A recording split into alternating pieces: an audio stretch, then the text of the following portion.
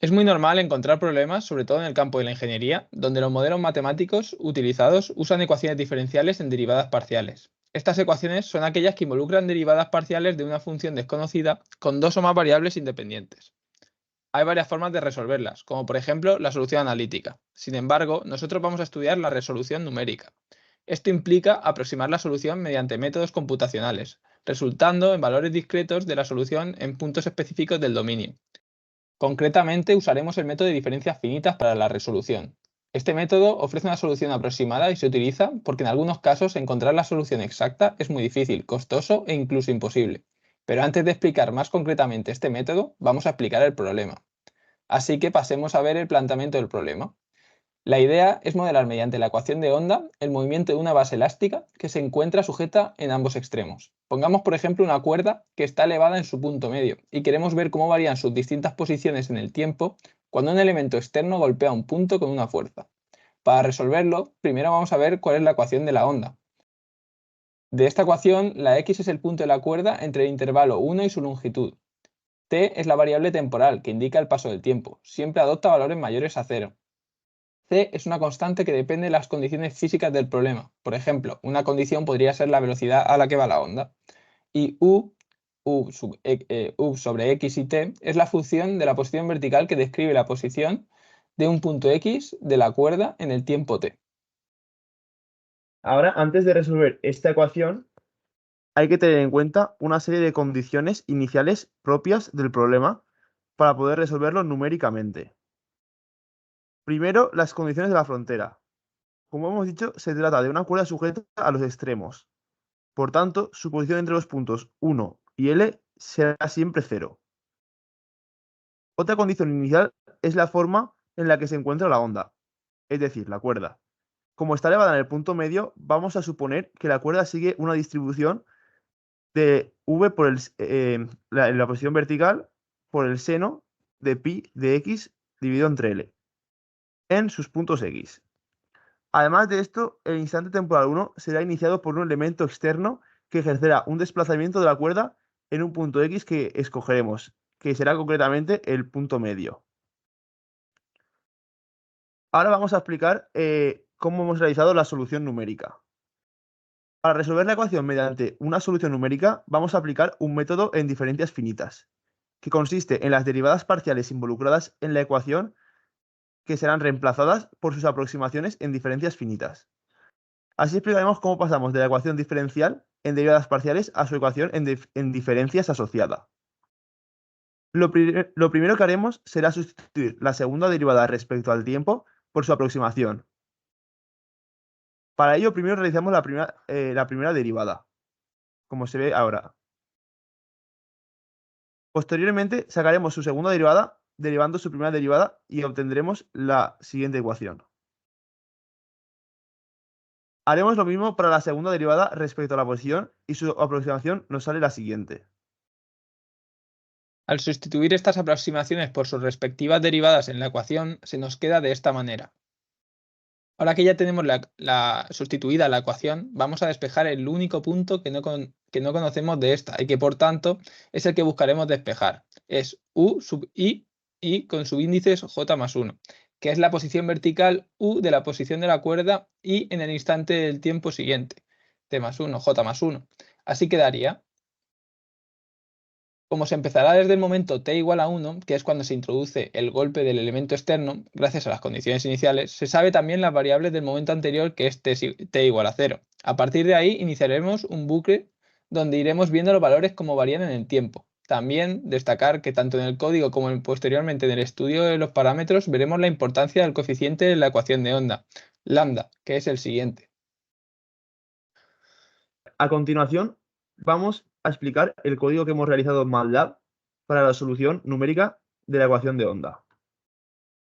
Primero, aquí hemos representado los parámetros de las ecuaciones. Tenemos la longitud de la cuerda, la derivada que hemos escogido respecto al espacio, la derivada respecto al tiempo y la condición física de la onda. Aquí pasamos a calcular el coeficiente de la ecuación de onda. Aquí tenemos la posición vertical desde donde se suelta la cuerda y la amplitud del golpe.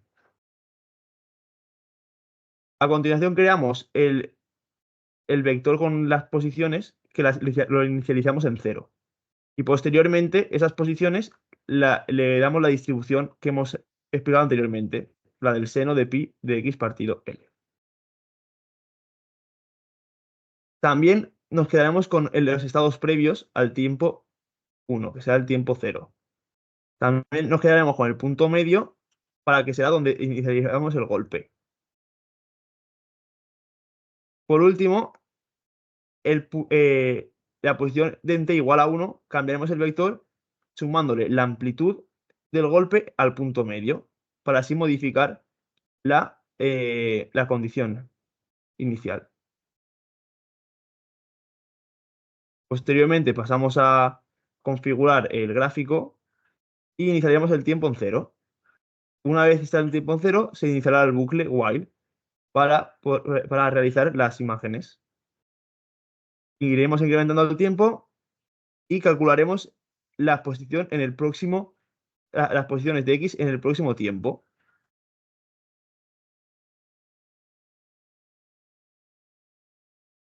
Posteriormente, cuando tengamos las posiciones, ya graficaremos las nuevas posiciones.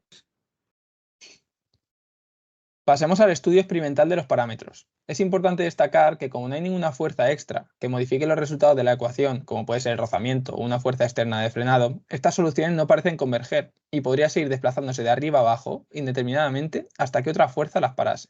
Los parámetros los iremos cambiando uno a uno, dejando el resto de condiciones constantes para así ver los cambios que producen estos parámetros en el resultado. Pasemos ahora a ver cómo afecta la constante c de las condiciones físicas del problema como la velocidad de la onda. En primer lugar, para un valor medio de c de 0,5 se aprecia lo siguiente. Sin embargo, si probamos valores de 0,25 o 0,1, donde c es menor, la onda parece ir más lenta y además se observan más variaciones. En cambio, si c es mayor, parece haber menos vibraciones. Sin embargo, cuando llega a 1 ya comienzan a haber errores y si c es mayor a 1, la simulación colapsa. Veamos a continuación el efecto de la derivada de x, es decir, el paso según la posición. Si aumentamos mucho este valor, parece que la cuerda se desplaza más lentamente. Además, la amplitud de la onda parece mucho más ancha y el movimiento no tan real. Podría ser que la solución sea peor. Si aumentamos mucho la derivada, tampoco sale bien la solución numérica, como vemos ahora, ya que no es real este movimiento. En cambio, si disminuimos a 0,05, por ejemplo, aunque sigue siendo estable el movimiento de la cuerda, no parece real, ya que sus ondas parecen formar subidas y bajadas en forma de escalera. Finalmente, si disminuimos mucho el valor de la derivada, la solución numérica no saldrá, puesto que la ecuación deja de ser estable y diverge. Ahora vayamos a ver cómo afecta dt, que es el paso según el tiempo. Si nos fijamos en el cambio de dt, vemos que tiene el comportamiento inverso a dx, cosa que se puede deducir al ver la fórmula. Esto se puede ver al aumentar muy ligeramente dt a 0,2. El movimiento de la cuerda no parece real, ya que sus ondas parecen formar subidas y bajadas en forma de escalera. Y si aumenta mucho la solución dejaría de ser estable, como aparecía cuando hacíamos lo contrario en dx. En cambio, si la disminuimos, pasa lo mismo que al aumentar dx.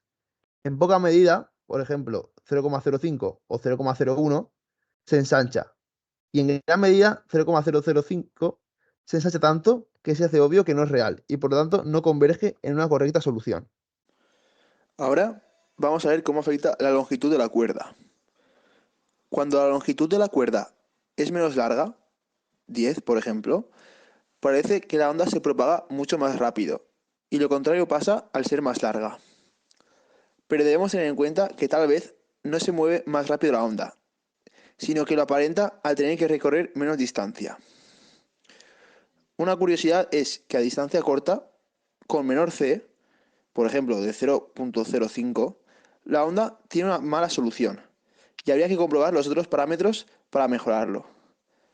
Esto se puede ver a que el coeficiente de convergencia es demasiado pequeño. Ahora vayamos a ver cómo afecta la v, que es la posición vertical del punto central. Al aumentar la v, el efecto que tiene la onda sobre la posición se hace poco evidente y simplemente parece una cuerda que sube y baja. Esto es cuando la v es igual a 5. En cambio, Cuando la posición vertical es más baja, pongamos 0,5, la propagación de la onda en el movimiento de la cuerda se vuelve a hacer más evidente. Veamos ahora cómo afecta la amplitud del golpe. Cuando aumentamos este valor a 0,1, la propagación se hace más agresiva y da saltos más amplios. Y si el golpe es todavía más fuerte, digamos 1, la cuerda llega a lugares mucho más altos, con un movimiento muy vibracional. En cambio, si el golpe es más flojo, digamos 0,01, la onda y su propagación apenas se aprecian y hay un perfecto balanceo. Al analizar los distintos experimentos nos hemos dado cuenta de que la convergencia y la estabilidad del movimiento de la cuerda, la onda y la solución de la ecuación dependen en gran medida de los parámetros de la derivada de x, la derivada de t y c. Es decir, la estabilidad y el encontrar una buena solución dependen del llamado coeficiente de la ecuación de onda. Esto nos hace pensar que en los casos de la realidad, ante una constante c, hemos de encontrar los valores óptimos del paso temporal e incremento de la posición para poder obtener una solución estable. Más concretamente, el coeficiente debe ser pequeño para que pueda converger, pero no muy pequeño porque entonces la solución no sería buena, pues la onda parece muy amplia.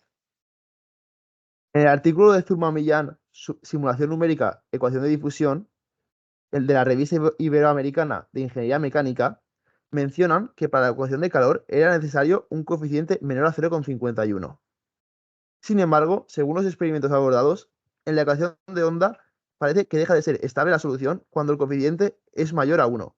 Recordemos que esta ecuación es distinta a la de calor, por lo tanto es fácil pensar que el coeficiente debe ser distinto.